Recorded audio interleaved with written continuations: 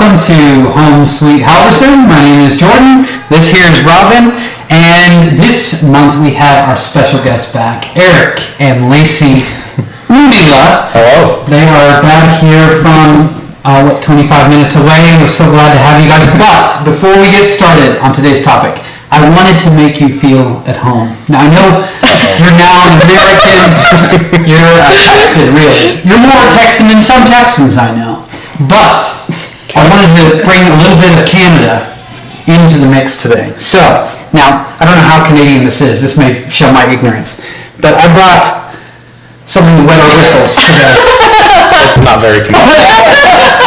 It's clearly. It's obviously, it's right on the label here. So, there you go. And then there's cherry too. So, if you guys want to mix it up. All right. And if you have not tried this, try some Clearly Canadian. They are very proud. They are not sponsors of the episode. No, not yet. Is it a sponsor? If you would like to reach out to sponsor the episode. I can't open it. Can we open it? Yeah, absolutely. We can show how strong I am on this. So, anyways, no, we just wanted to make you feel at home here. So, a resident Canadian. But, anyways, so glad to have you guys back again. Unfortunately, this is going to make us burp a lot. It may happen, so it'll be good. But we wanted to have you guys back, and I think Robin's going to talk a little bit more about what we're actually going to be talking about today. Yeah, so today we're going to talk about cultivating adult friendships. And guys, we've talked many times about this, but I think one of the most enriching parts of our life over the last couple of years is the friendship that we've built with you guys. Because as parents of kids with special needs, our time is limited. We don't have a lot that we can give, and to find friends that are patient and are willing to make sacrifices to be friends with us has meant, it has meant everything to us. And so we look forward to our times together. We look forward to, we do double date nights, just so you guys know, out there in the world. And so we look forward to our double date nights and the times that we get to spend. And it's, it's time for that. That's how close of friends we are. We're connected. It reminds me of fourth grade. I know, it's the cherry. I know, it's the cherry. But anyway, what we wanted to talk in this episode is about friendship and how difficult that is as adults. Because I feel like it's either you have friendships that maybe were friends back in the day and you have history together, but they may not know who you are today. And then you have like the acquaintances, like the soccer mom friends, not that we're soccer moms, but you know, like the PTA mom friends that you sit and those, we've talked about those conversations are just like the fake friend basically thing, right? And then you have friends, you know, from work and things like that, but there's always a level of professionalism. But as adults, that depth and that closeness in relationship really gets lost after you get married and after you have kids. And I think that that's such a beautiful thing that we are cultivating here. And I think that that's incredibly important. So we have a lot of different listeners that listen to us. We have people that I know that I work with. We have different parents that have kids with special needs as well. We have different family members and people that you guys are connected with. And I think it would just be really beneficial for us to have a conversation about how we feel about building and cultivating those relationships as adults.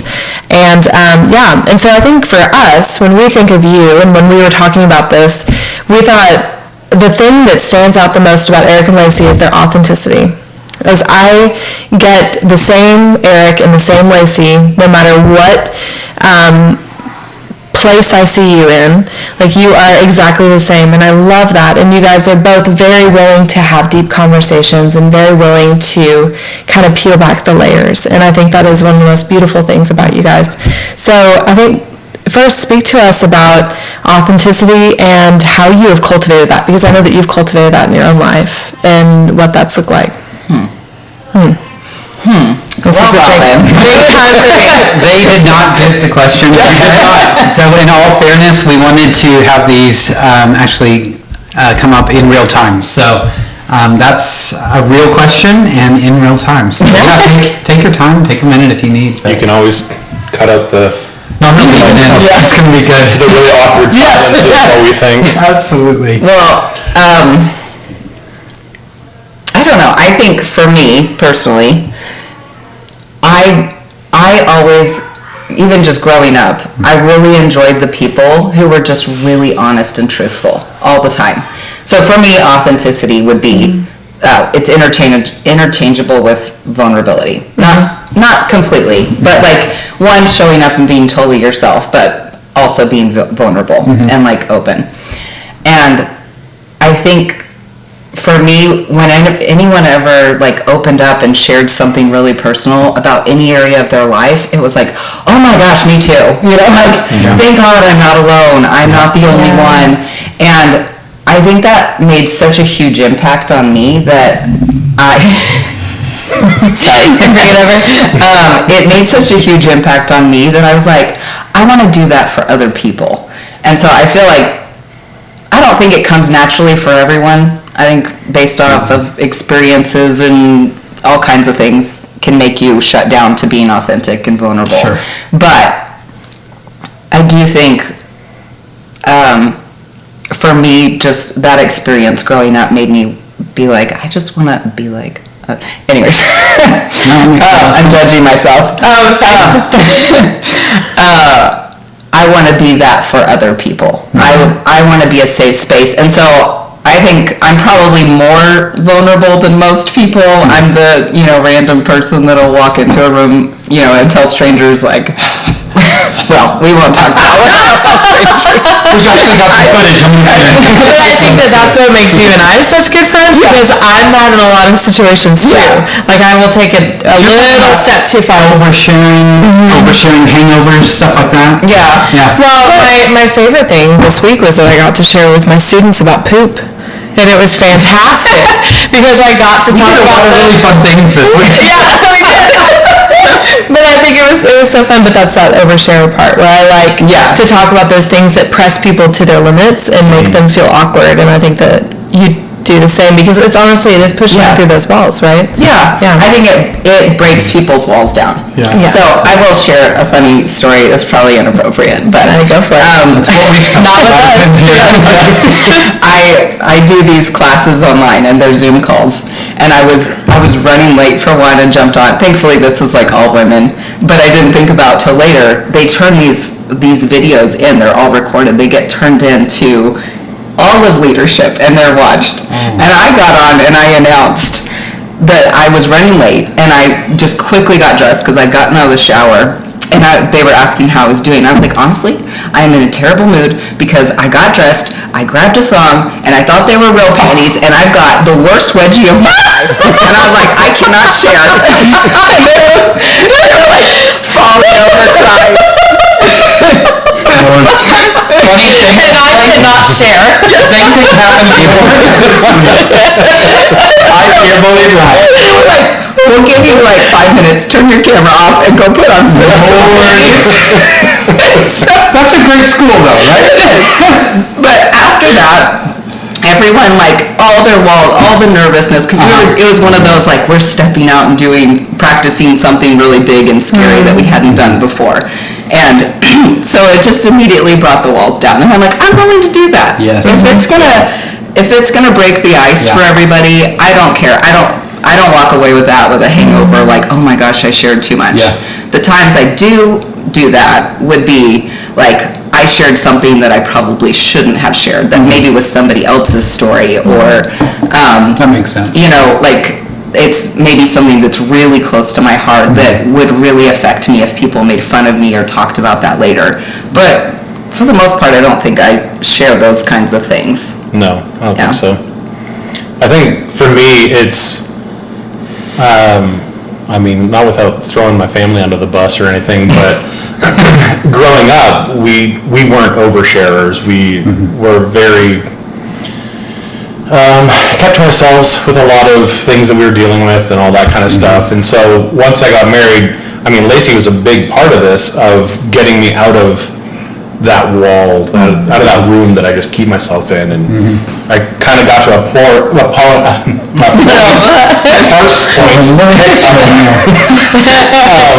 where I just said, screw it, I'm gonna be who I am, whether people like me or hate me, I have to be who I am and be super authentic about it.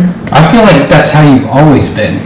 Oh, I wasn't. Yeah. I definitely wasn't. Wow. Even, Amazes me.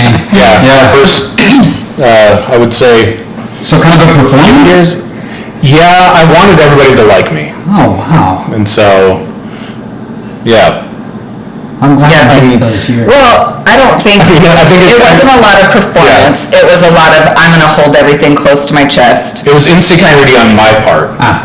It was the fear of rejection and fear of failure and fear of people using what I say against me Yeah. later on and all that kind of stuff. Yep. And, having a secure marriage, this is my safe space. Exactly. Right? And so no matter what happens out there, I can come back to here. Yeah, with whatever. Yeah. Yeah. And That's so, awesome. Yeah. yeah, That's really cool. And I'm also very pushy. she is. What are you feeling? Yeah. What did that Yeah. breath mean? What did Annoyingly so. Yeah. Yeah. How are you doing today? I want more details, more words. Yeah.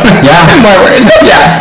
And I'll be like, I just walked in the door from work. Can you give me 5 minutes, please? All right. Yeah. Put my gym shorts on, Yeah. please. Yes. No, I think you're very similar to that. You're always pulling, like trying to get more, and I think that's good. Also, because I had the same tendency to protect my vulnerabilities, and maybe I don't know if that's a guy thing more so. Well, sure. I think it's I definitely think it is. it's not culturally masculine to be vulnerable. Right. Right? Right. And so it's like men don't cry, right? It's just that Yeah. persona, which we all know is a bunch of BS, right? Right. It's You not just cut true. your hands, suck it up. Right, exactly. Like what a real man would. Real man wouldn't cry. No, exactly. I'm working. What are you doing? Go to the hospital. Exactly. Yeah, and I think that that's something that, I think that that's something that we've also had to work through too, and had to pull out, like, probably not to the same extent, because you also had your father modeled sensitivity and love, but he did. I mean, we love you, Dad, but it was who he would show Pastor David. He would show, who he is, and be careful. Careful. I think that's the way that I would say it. Like, very careful to show emotion and be careful what he said.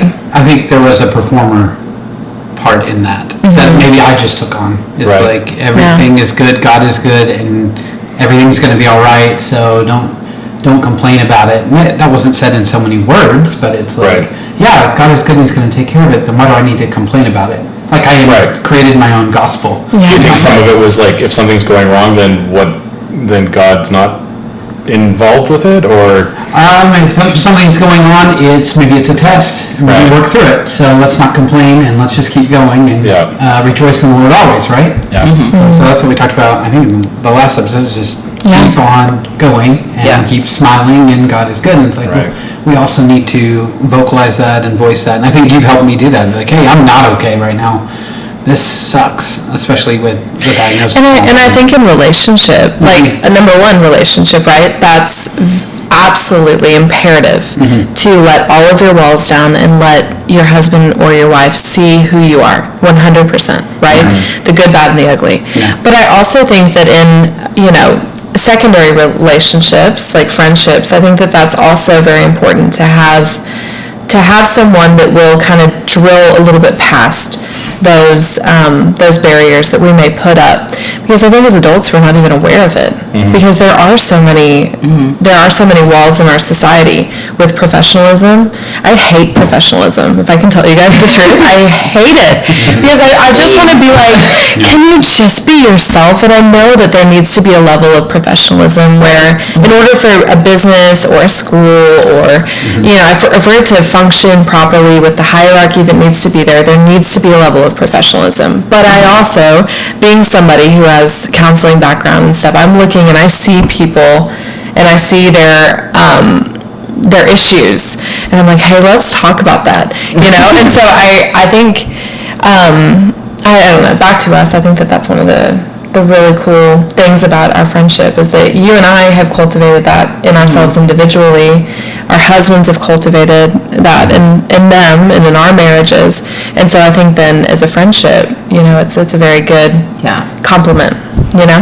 Yeah. I would say, though, on the whole professionalism and stuff, I get very frustrated with that. Yeah. However, when I think about it on a deeper level, I think it would be really hard to maintain that depth of relationship with everybody you know. Right. So I don't know that it's not meant to be that way. Like, of course, I would love to dig in and ask very personal questions of everyone I work with. Yeah. Why are you the way that you are? I have told them so, that I would like to know all their secrets. I probably make people uncomfortable, but Probably. And how much work would you get done if you were having these conversations and checking in on everybody? But like, I think it's really good. Like, you can't maintain a really deep relationship with 10 friends. People who have a lot of friends honestly scare me.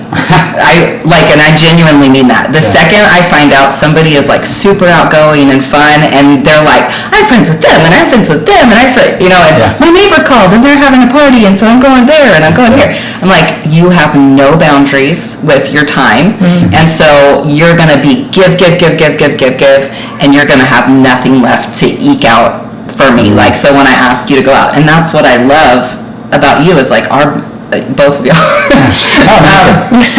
Is y'all. Not so much. You drive your car. Make us laugh. Come on, clown. That's fair. Sorry, go ahead. But yeah, I think you aren't giving yourself everywhere, and that makes you really safe friends to be open with, because you're not out there, like, you already have very limited time, and I know you're not out there just giving it away freely to everybody who comes into your path. Yeah. And so it makes it easier to be open with y'all and have deeper relationships, because I know, like, our time is protected, our friendship is protected. It's Like, y'all are expensive. gonna make time for us. Yeah, we I do are. the same for y'all. Absolutely, because it costs. Yeah. Everything you do costs something.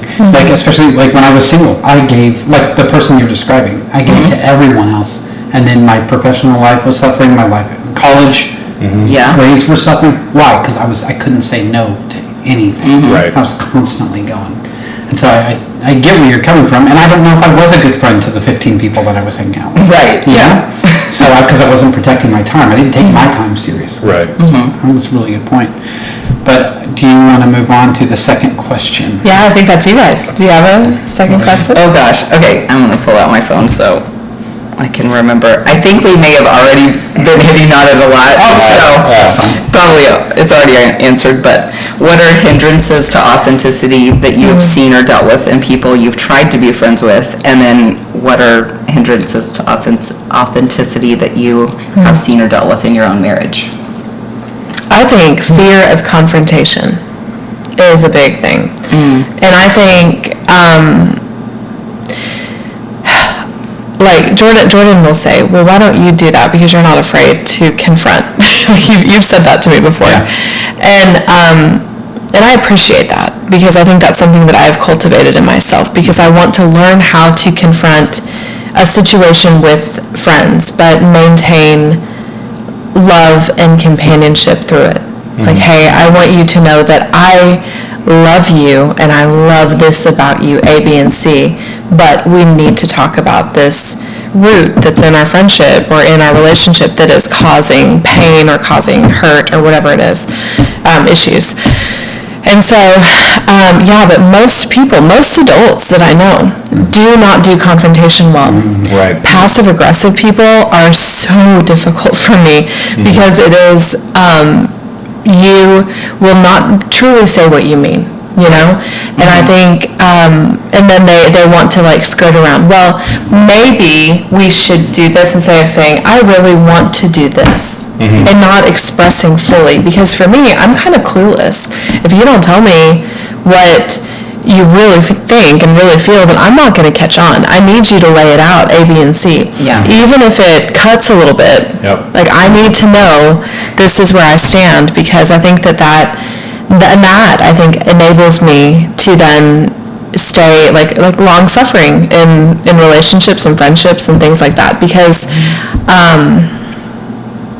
just because I think the ability, and I feel like I'm tooting my own horn, but just the ability to confront, I think it takes finesse. It really does. And you do it well. You are extremely diplomatic. In fact, I think Jordan P. Halverson could be a politician one day, because he doesn't want to. But Politician Halverson.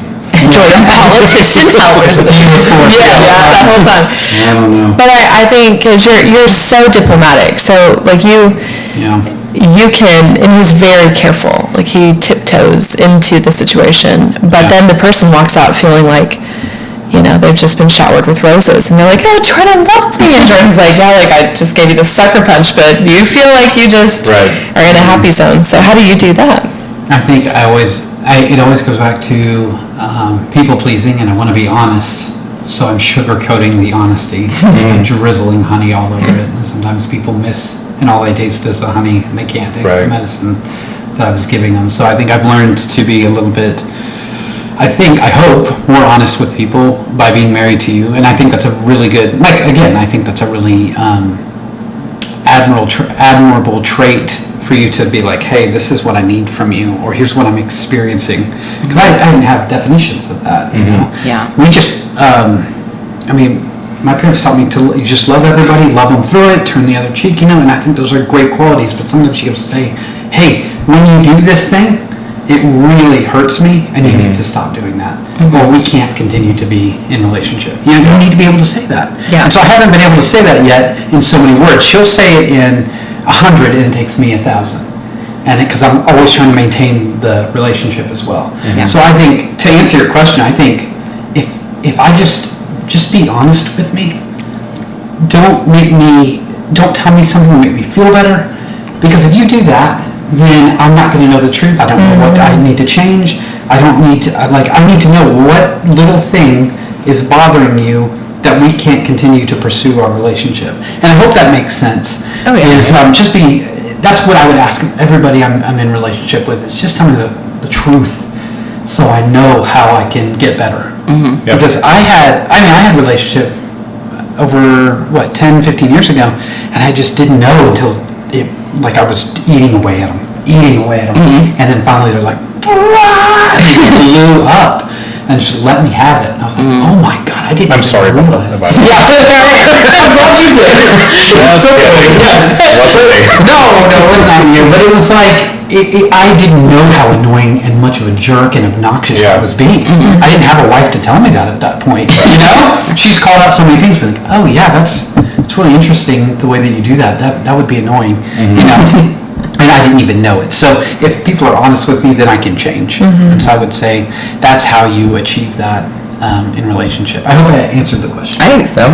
Yeah. I think there's a new phrase I've learned that is my current favorite, and it's clear as kind. Yeah, And I've heard that. That's in the end, I think you were always very blunt when we first got married, and I hated it because, good old Southern, if you were a good old Southern, you would have sugarcoated it for me. It made me feel good, and Yeah. But the thing after 16 years of marriage that I've come to learn is if I say, does this outfit look good on me, I'm going to get an honest answer.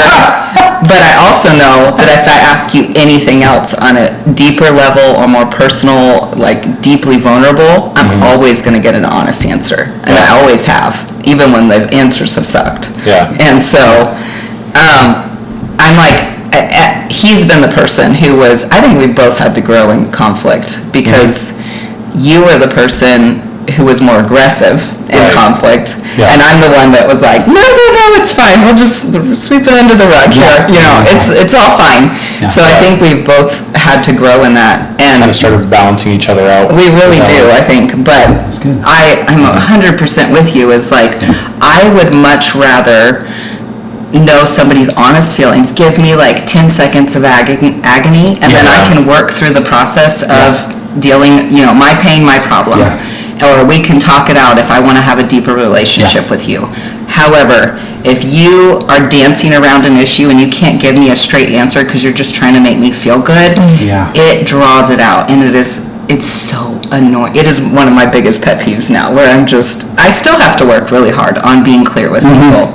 Like even stupid little things like the moms at school, like there's one that I was texting the other day, and I'm like, can you just give me a clear answer? Is my kid invited to this thing or not? Because she thinks that she is.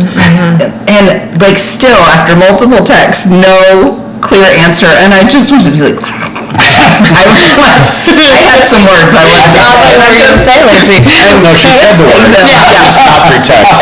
I was there. So you're settled on It makes me so crazy, but I'm like, it's my responsibility to deal with my emotions about how I feel. I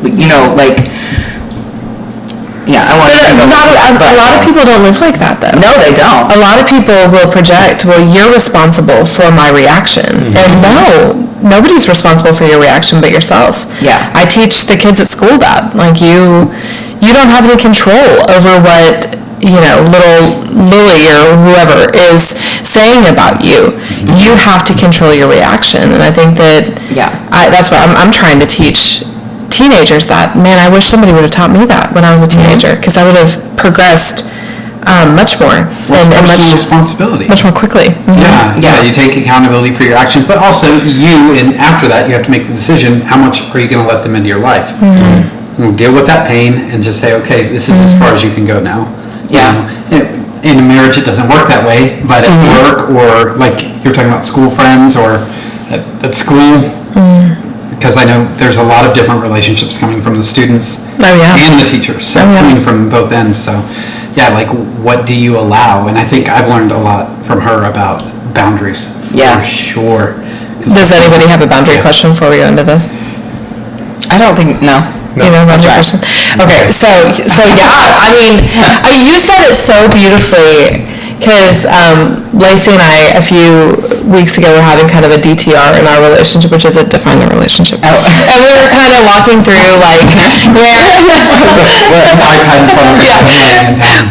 we're walking through, where we are, what our boundaries are, what we feel comfortable with, and kind of just talking through those things, which I know for a lot of people would be really awkward. For us, we're like, this feels so great, this feels so, feels like... your friend. Probably, right? But in it, you said something about the pizza. I wonder if you would speak to that. Oh, okay. I stole this from another podcast I recently heard, but somebody explained, you're a pizza, or you have a pizza, and you've got 8 slices, and these are your most important... They're your most important relationships. Are you tapping your belly? Yeah, so you're a pizza. So for us, Eric's got the best slice of my pizza. Y'all have a slice of my pizza. And then, whoever else. I've got other people who have slices of my pizza. That's my time. It's what I have to give. Once the pizza's gone, it's gone. And what you're doing is you're going, hey, Robin, I know I gave you that little piece, but can I just cut a little sliver off here? And you're going to give it to somebody else. We don't have the capacity to constantly give and give in deep relationship, kind of what I was talking about before.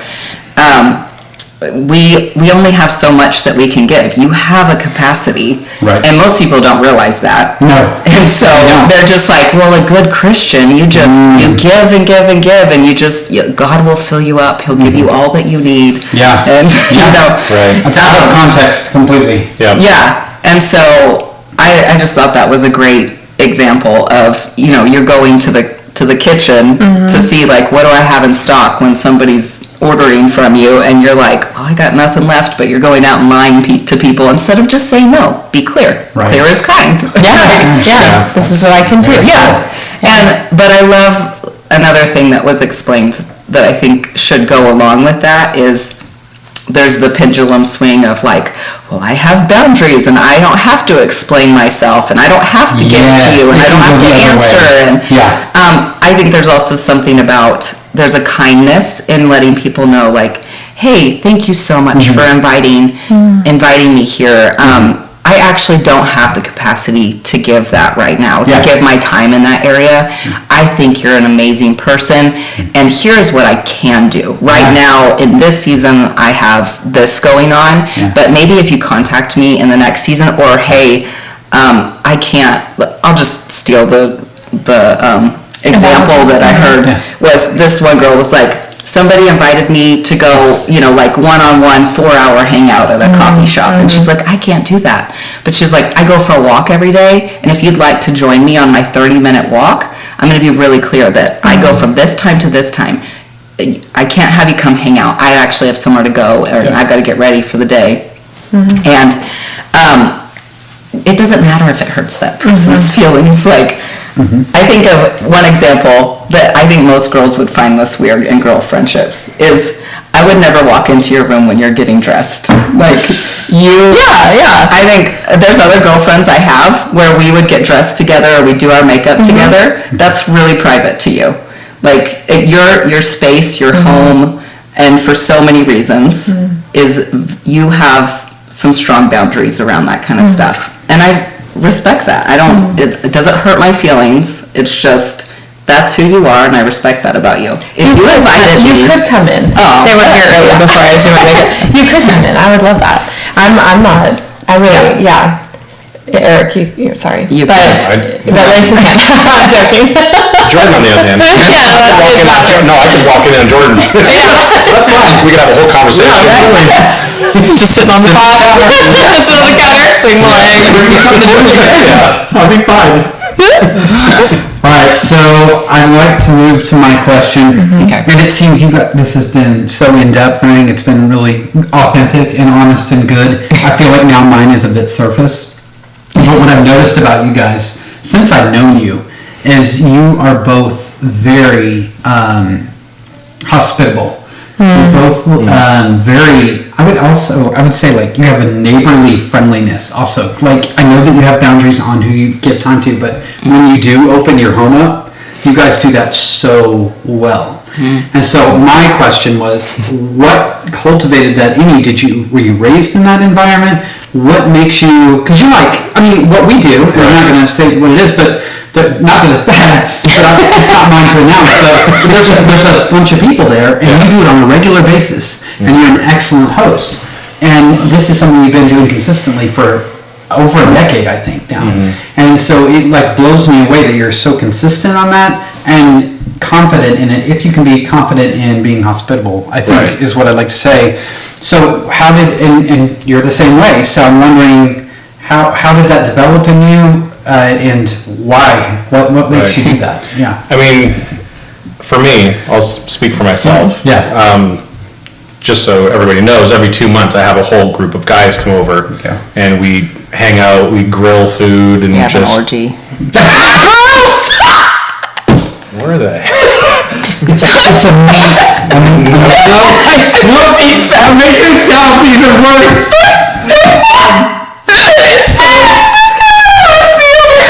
How do we recover from that? You can't.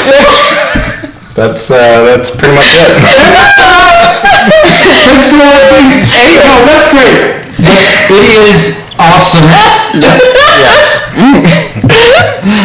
And so we hang out from 6:30 until I think the last one they left at 1:30. 1:30 in the morning, and so it was a long hangout. And the reason I did it is because it was so difficult to build relationships with other men. Yeah. Like authentic relationships, and guys just start getting authentic when you start eating together. And that's a big thing for us. Whenever we host people, we always make sure we do a meal. Yeah. It's just something about sitting around eating together. Yeah, breaking bread together. Yeah. It's another I look. guess it's biblical. Yeah. Throw that in there. Also, just with the, it's easy to invite someone new into the mix. Yeah. When it's just like, hey, we're just a bunch of guys that just hang out, we grill up food, so you bring something that's not cooked, we'll grill it up. If you don't know how to grill, we can teach you, it's no problem. Yeah. And, we'll have, drinks or whatever and hang out in the backyard and smoke pipes or cigars or whatever. And it sounds very superficial, very just non-confrontational, nothing like that. But the conversations that end up happening after the first few hours when people are just starting to let go of their week and all that kind of stuff, the conversations get pretty deep. And that would never happen outside of just allowing it to happen naturally. And so that's kind of one reason why I started doing it. And it's been, oh goodness, 10 years now, I think. 2014 was the first one I went to.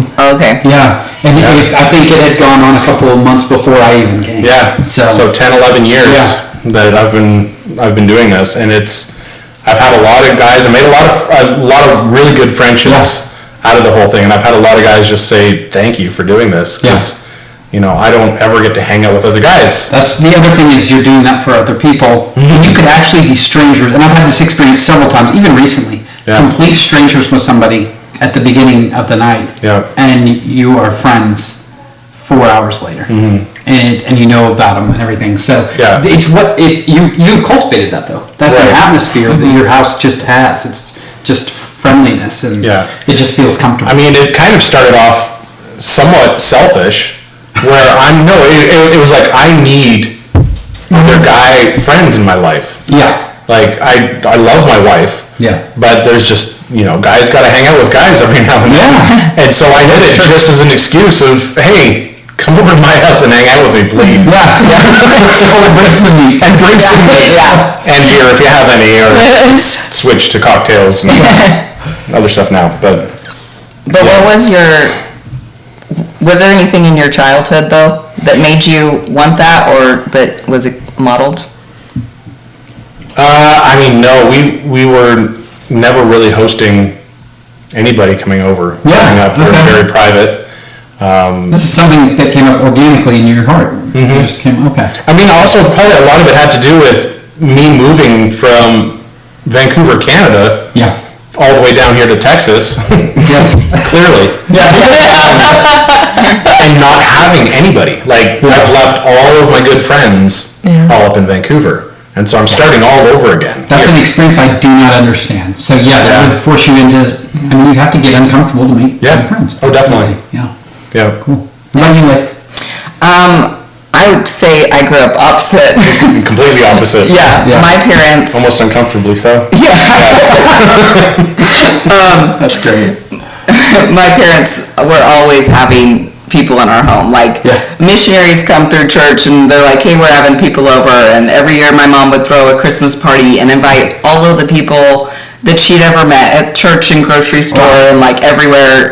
If you don't have Christmas, like, come over. And she'd do a cookie exchange and a gift exchange, and she'd play awkward games, and it was really fun growing up. Like, our friends were always over, and they modeled that really well. And I think the thing that I appreciate now more that I'm older, is our house. My dad did all the remodels on our house. We moved into like a bomb shelter, basically, and they gutted and remodeled the whole thing over several years.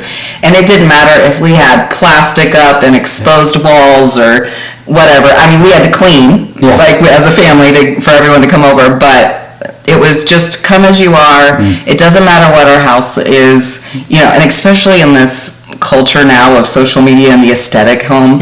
Oh God. Our kitchen right now, we tore it. I was just going to talk about this. We tore our kitchen up thinking we were going to remodel it ourselves last year, and then our car died and all of our money went to buying a new car. And so now it's exposed all this time. And it looks terrible. Our floors are cracked. We have the most ugly laminate in our home. We do not have an aesthetic home. Like, we do what we can with it. But I feel like it's really nice when I go. We can cover the flaws very well.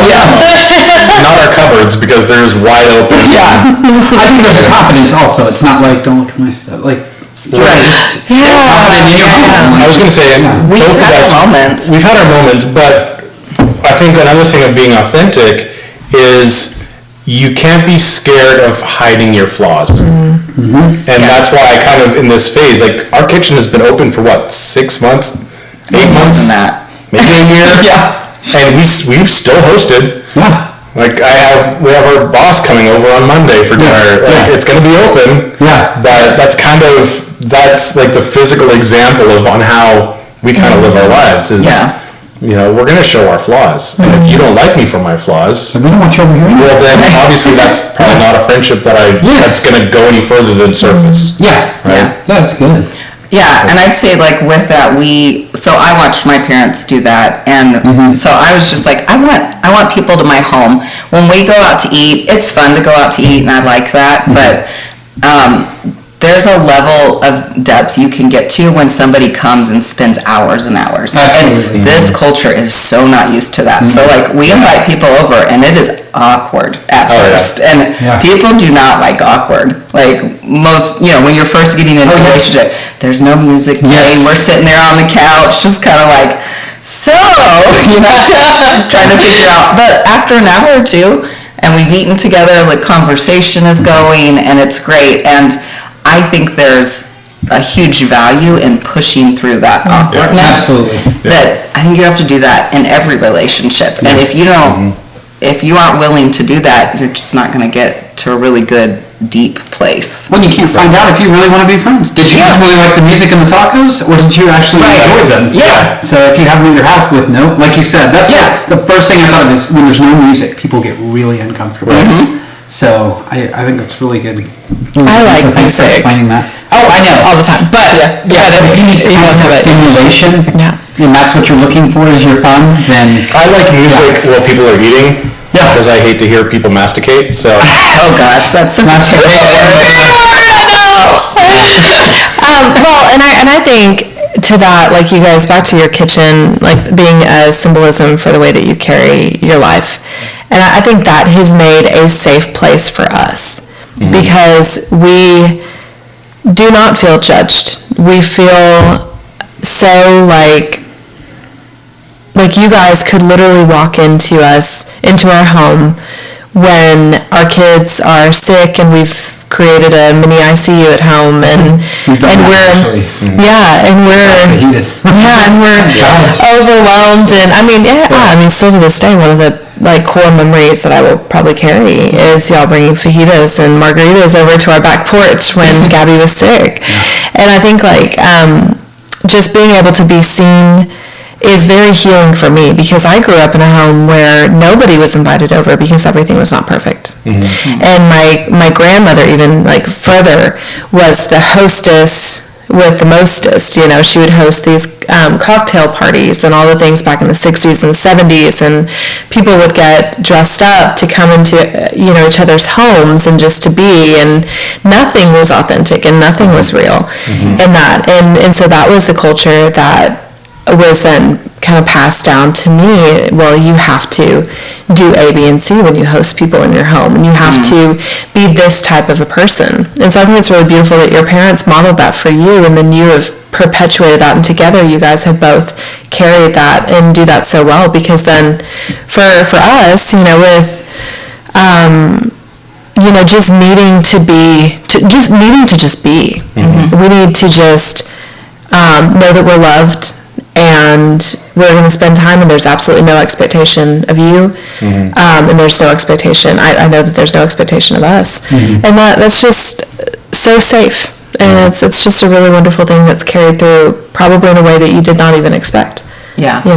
And so I would say, speak to the flexibility that you guys have has been really precious to us, and I don't know, that sounds like a weird thing to be thankful for, but your flexibility is we're good, we don't care. Yeah. We'll do it over here, I'd over there. say- We're not flexible with everybody. Yeah. Obviously, because we are committed to our relationship, we're probably a lot more flexible with you guys than we would be with someone who's just a surface friendship. Right. That makes a lot of sense. Yeah. But I remember that one night, that's your core memory night of the kids had been sick and we had a date night planned and y'all were canceling because you needed to be home. Yeah. And we offered to bring, pick up food and bring it over. And if I remember correctly, there was a little bit of pushback of like a no. Not anything mean, but just Yeah. like no. And there have been a few times where y'all had canceled things on us. And I just didn't know. I was like, do I push them? Do I not push them? Yeah. And I'm so glad that we pushed through that, because I think y'all probably had a little bit of your walls up of like, well, people don't want to hang out with us. Yeah. That is my assumption of like, we're too difficult. Like our situation is too hard. People don't want to be flexible. And on the other side of that, we're going, oh, well, they just, like, they have a boundary here, they don't want to hang out with us, you know? And we're like, it's not that hard for us to go get the food and just bring it over. Well, also, do you want to spend your precious date night doing that? You know, when we may be popping in and out of, you know, the bedroom and making sure. Yeah, and like, Oxygen and but, and there's just like that. Yeah. Well, they wouldn't want to be here. They'd want to go out. Yeah. You know, or they want to do that. Let's release them. Yeah. Is the Right. idea, Yeah. you know, Right. let them do their thing. Cause so you don't resent us for like well, you're gonna keep your word and you're gonna come out, you know what I mean? We're gonna make this happen. Cause we would never want you to feel that way. Right. So that's probably the pushback that you felt. It's like, that's let them go. But you don't know that till you either push back or you talk it out. Right, exactly. Yeah. I mean, I hate the phrase that people use of doing life together, because it's so overused and so not original whatsoever. Yeah. But we basically felt like, no, okay, you guys are struggling with something right now. Your daughter is very sick. Yeah. You're probably hurting, like you're trying to figure stuff out. Yeah. And because we are such good friends, we want to be there for you guys. Yeah. Like, we don't care if you guys are just like in your PJs, Yeah. running around and just hectic. Yeah. Whatever we can do, Yeah. right? We want to be there and share it with you guys. Like, let us help you, Yeah. right? Yeah. That's awesome. That's definitely what I felt that night. Yeah. It was physical evidence of love, you know? So what's And, that one verse? Like, be warm and be well, and then be on your way. Like, that's what you say. Like, if you don't actually, like, give them food. If someone's hungry, give them food. Don't just say, hey, be warm. Let me and pay eat for well. it. Yeah. You're my prayer. Yes. Like, actually, and if you've got that relationship, then do something. Yes. If you can. Yeah. Yeah. You know? So that's exactly what y'all did. And it was really precious to me. So in our capacity, and we learn a lot from you guys, but our capacity to give that back is lower than probably if you were friends with another couple that had more margin. So do you feel like there's less, or like disappointed, or I think I'd like to hear like what it's like to be friends with someone that has kids with special needs, because we've talked about it a lot, but what's it like to be close to a family like that? That has, at least speaking for myself, that has never once crossed my mind. Because, I don't know how to say it, you guys are giving us the same percentage of yourselves that you can give us than someone else that doesn't have something going on in their life and giving us a bit more.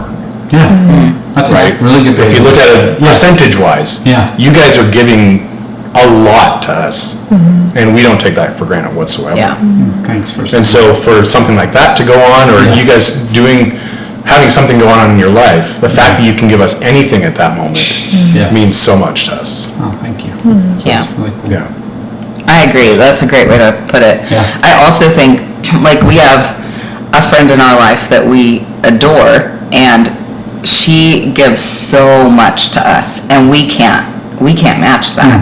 Like, I mean, she has shown up at our house and helped do remodels and all this, like, given time and money and energy. And You know who you are and you're a listener, and we love you. yeah, we love you.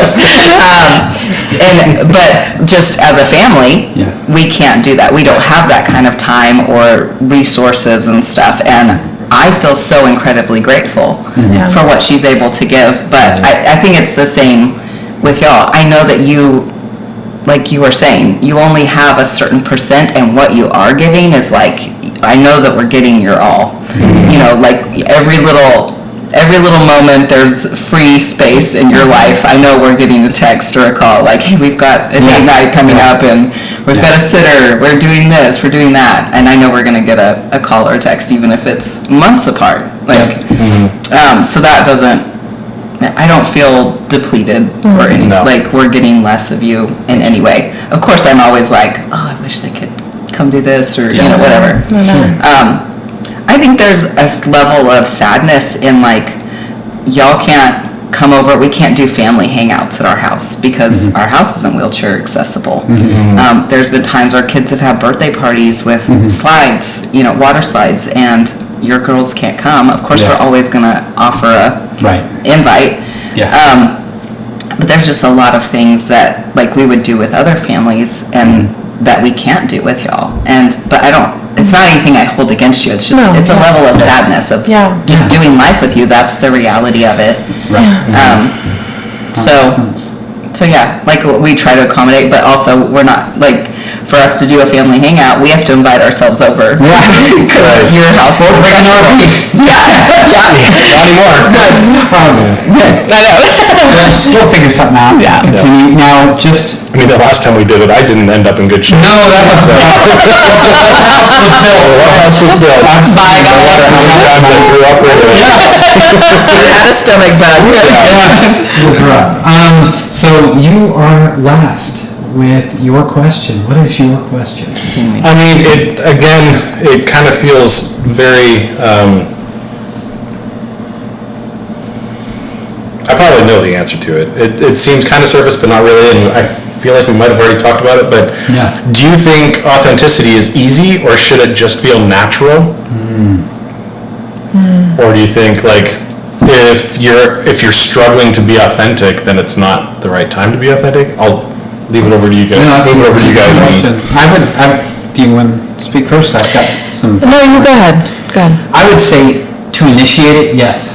But once there's a free flow of it. Is then easy it or should be difficult? easy. It's difficult at the beginning Okay. because you don't know who you can trust. Right. But after you have that established, then it should be a free flow and it should not be difficult.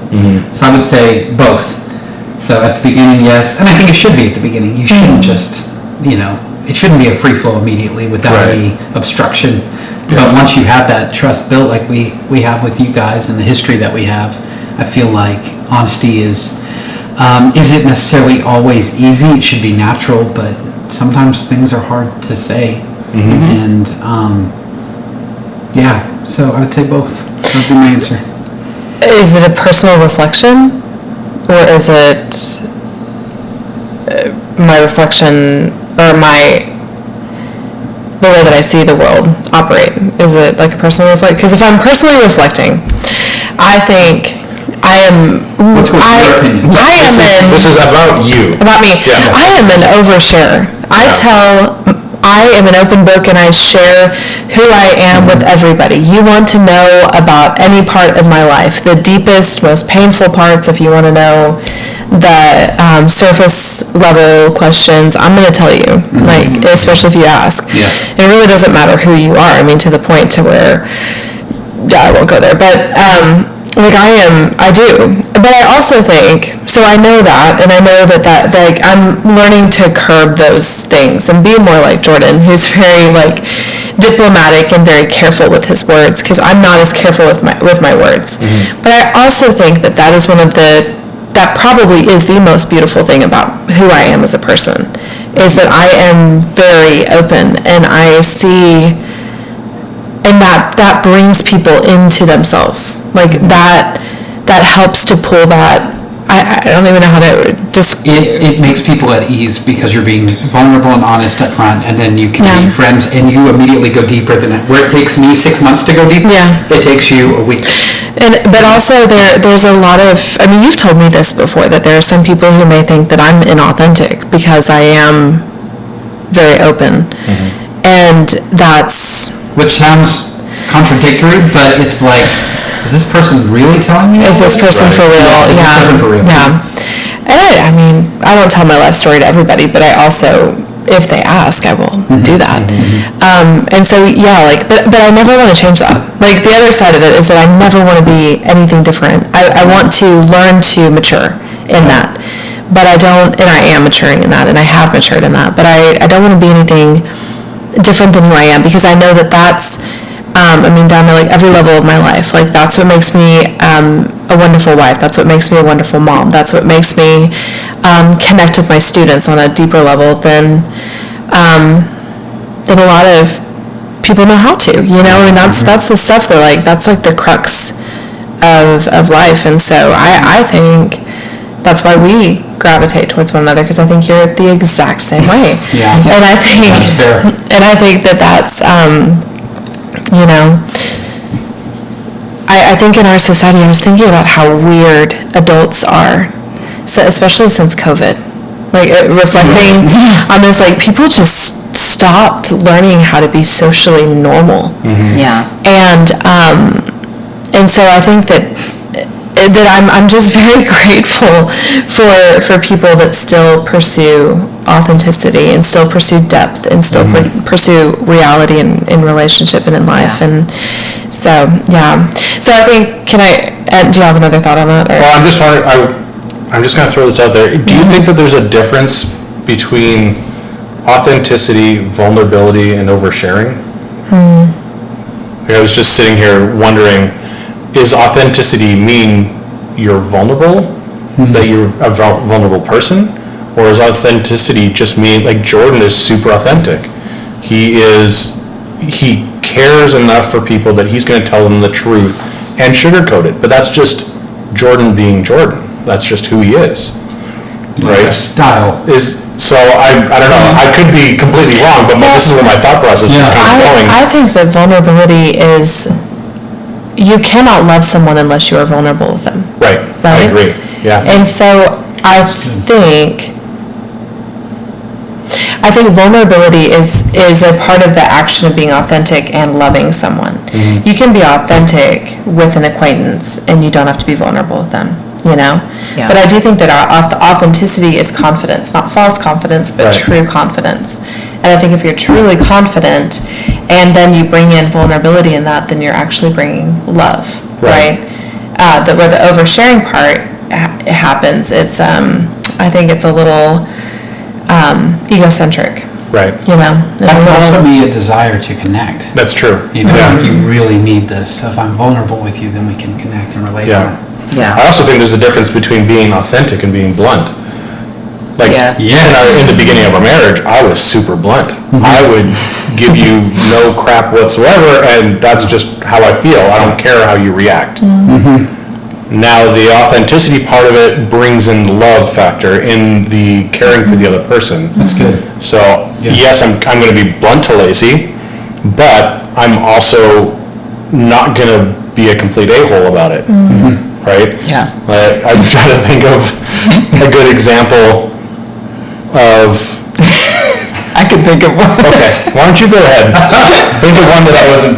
what, is this one that I was a complete jerk? I don't know if Is this one that I was a jerk, but I ended up saving myself in the end? He prefers the latter. It makes me laugh still. And there's a little history here that you have to know, which I think we talked about this. We met and married within 4 months. And then we went on our honeymoon to Jamaica, and we were kissing a lot, and you go, I don't like kissing. I was like, well, this is real shocking. like just jumping into it.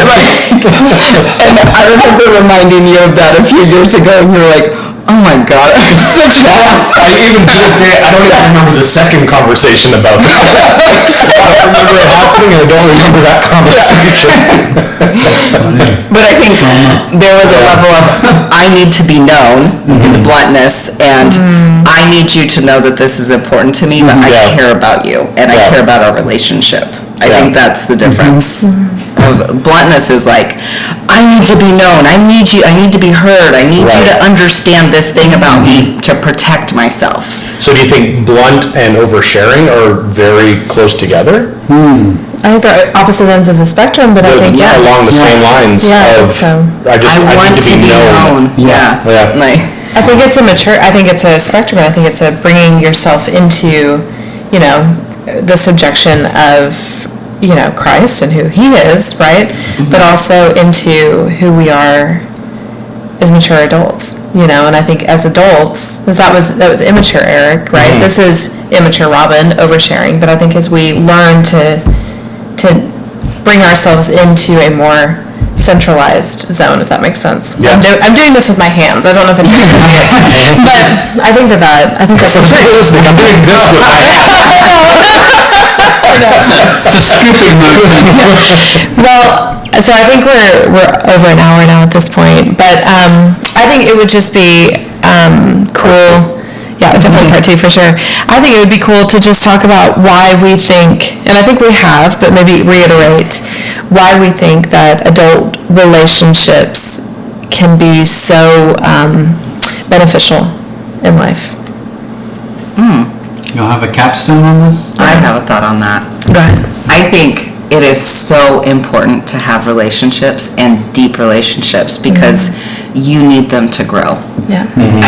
Nobody's meant to do life alone, and I think sometimes we want to isolate to protect ourselves so that we never feel hurt again, so that we never have to experience pain. Yeah. But you know, I think it's kind of like the morbid thought of like when somebody dies and they say to the level that you grieve is the level that you loved. Like you're not going to grieve over something that or someone Doesn't matter to you. that didn't matter to you. But if you were deeply, deeply in love, that grief goes really deep, Right. and you can't have one without the other. So yes, you might get hurt, you might get rejected. People may not meet you in your authenticity. Yeah. But it's so important to keep trying because eventually you will find that person, and I think it causes you to grow. Like we've sat and shared so many stories about I wouldn't be this person if I wasn't married, if I didn't have somebody doing conflict with me and letting me know how I affect them and how they affect me, having those uncomfortable conversations, Yeah. learning the difference between being blunt and I need to be heard and I care about you. I need you to know that this is important to me, but it's also important to our relationship so Right. that our relationship can continue to be on good terms, and learning to do repair when there's conflict or fights. Right. Like learning to walk out Yeah. all of those things. I think they all just lead to maturity Yes. and learning yourself. I think that was one thing I was going to say on the authenticity thing. Yeah. I don't think you can be authentic until you learn yourself and spend time with yourself. And a lot of people, that's probably a whole other subject, Yeah. are so very uncomfortable spending time alone and even knowing themselves, and they don't even know. You could ask them, what do you want to do? Where do you want to go? What do you want to eat? And they genuinely don't know. Yeah. And I think Wow. that's a whole other thing. But Yeah. you have to know yourself to truly be authentic, and a lot of people don't even know Absolutely. how to do that. Yeah, they hate being So- with themselves. Yeah. That's why they're constantly stimulating their minds with everything. Yeah. That's a really good point. Yeah. Eric, you have anything? Final thought? No, I'll That's just good. echo pretty much No, that's exactly what good. you said. That's what we're looking for. Yeah. Well said. How about you? No, well, I think it helps us recreate. I think that's like just being with you guys helps us have fun. You know, we laugh a lot and we enjoy our time together. And I think that's important as adults to step away from your life for a little bit and have people, friends that help you to escape from that Yeah. and just help you have fun. Yeah, I would say adulting is hard. Adulting with children is harder. And to know that you guys encounter the same stuff that we do. You're working on your marriage constantly. We are working on our marriage constantly every day, right? We all work on our finances. We work on our house. We work on our kids. And having that authentic relationship with you guys and watching you interact with your kids is like, oh, they're doing this too. This is a struggle for them too. Yeah. But if it's just, picture perfect on Sunday morning, I have no idea Right. that you guys are struggling too. Yeah. So to know that I'm not alone and that we're not the only adults, or we're trying to adult, is really precious to me to know that everybody, not everybody else, but you guys experience those same things. And so that's really precious to me. And if you're listening or watching, I would encourage you to dive into those people those relationships, people that love you, or Yeah. go find a relationship like that, because this has been it's been so special to us, and you guys, Yeah. I want you to know how precious your friendship, and I know you guys know that. Yes. We really appreciate you guys a Yeah. lot, and like she said, we laugh a lot and have a really good time, but we feel like But we can also be go ourselves. deep We as do, well, we so, do, yeah. and we feel like we can be ourselves, and that's like Yeah. the most precious gift that you can give. Is I can be Yeah. I can come into your house, scratch my butt and fart, and you're like, high five, Well, hopefully you wash your hands first, but That's what the left hand's for. But Yeah. but we love you guys, and we are so grateful for you. So thanks for I coming think on. one thing that Lacey says, that no one's meant to be alone. Yeah. And I think that also means marriage, because, you're married, you are one now. Yeah. So even us, we can so easily live in our own little bubble. And as you were saying, they're going through the exact same thing with their kids. Yeah. I thought we were the only ones. Right. Right, so Yeah. it's super easy this is our one, this is our bubble, this is just Yeah. us, we don't know anything else that's Yeah. going on in the world. And so, it goes more just beyond being single, or Yes. being alone, one singular. Yeah. Because you're still one unit over at your house there. Yeah. Yeah.